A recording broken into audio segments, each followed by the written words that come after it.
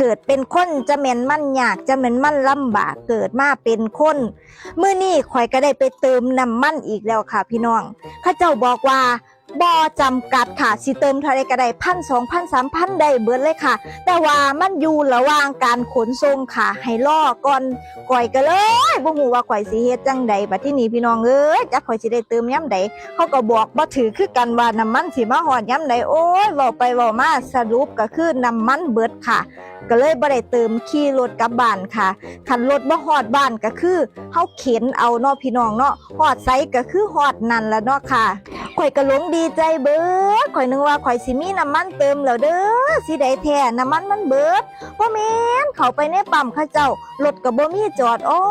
สิได้แท้น้ำมันเบิดบ่มีคนเข้าไปเติมค่ะเพิ่นก็คือสิไปถามคือน้องแน่นนั่นล่ะเนาะเพิ่นก็บ่ได้เติมคือกันมื้อนี้ว่างๆเฮาก็เฮ็ดเวียกเฮ็ดงานอีกคือเก่าล่ะค่ะ